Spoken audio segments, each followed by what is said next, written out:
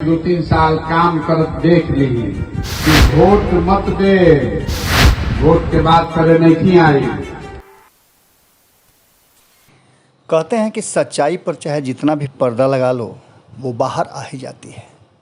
बिहार में भी आपने सुना होगा कि लंबे समय से 2015 में बिहार में एक नई धारा को जन्म देने वाले, जैसा कि वो खुद कहते हैं, प्रशांत किशोर, जिन्होंने महागठबंधन बनवाया और महागठबंधन बना करके भारतीय जनता पार्टी जो 2014 में एक बड़ी जीत के साथ केंद्र में सरकार बनाई थी, उसे बिहार में पटकनी दे दिए। और उसके बाद से प्रशांत किशोर काफ़ी चर्चित भी हो गए। हालांकि प्रशांत किशोर को लेकर के उसके बाद कई तरह की बातें सामने आई। नीतीश कुमार ने उन्हें अपनी पार्टी का सदस्य भी बनाया और अपने बाद का नंबर भी दे दिया।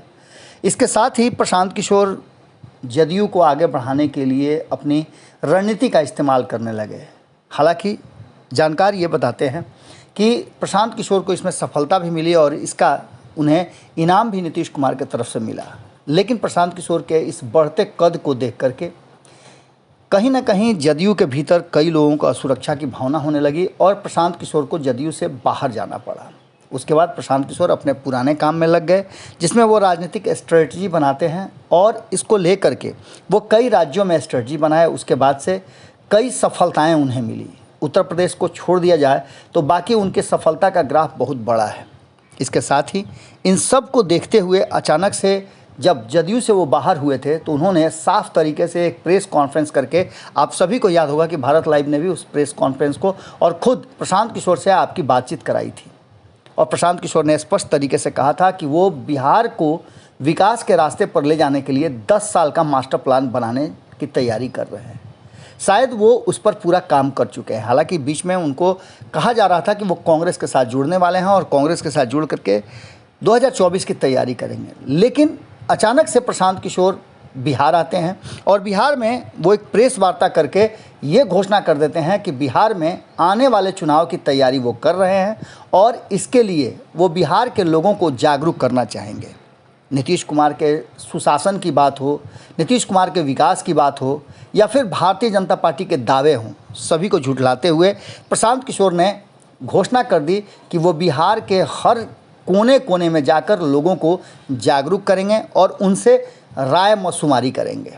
प्रशांत किशोर का ये कार्यक्रम शुरू हो चुका है।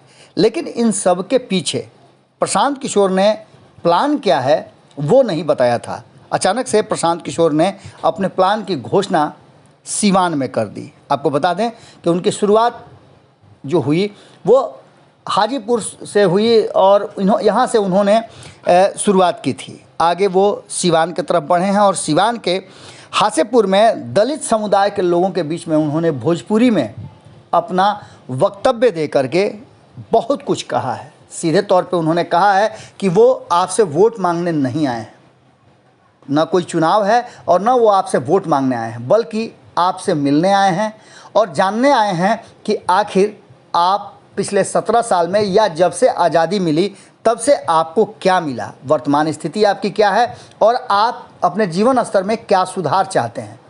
प्रशांत किशोर का ये जो नया रूप है वो लोगों को खूब पसंद आ रहा है।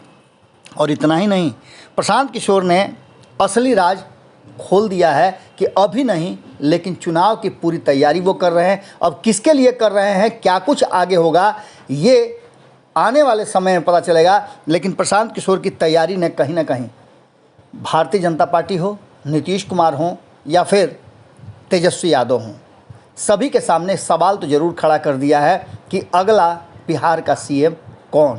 क्या तेजस्वी यादव को टक्कर देने के लिए प्रशांत किशोर को रणनीतिक रूप में तैयार किया जा रहा है या खुद को तैयार कर रहे हैं? ये सवाल बड़ा है और इस सवाल ने कहीं ना कहीं जन्म दे दिया है बिहार की राजनीति को एक नई दिशा की तरफ, नई सोच की तरफ और एक नए बिहार की कल्पना के साथ। प्रशांत किशोर कितना उस पर खरा उतरते हैं ये तो वक्त बताएगा। लेकिन प्रशांत किशोर ने रणनीति के रूप में अपना काम शुरू कर दिया है और इसमें काफ़ी संख्या में लोग उनसे जुड़ भी रहे हैं, जो कहीं ना कहीं स्थापित राजनीतिक दलों के लिए चिंता का कारण जरूर होगा। जुड़े रहिएगा भारत लाइव के साथ, खबरों का सिलसिला लगातार जारी है।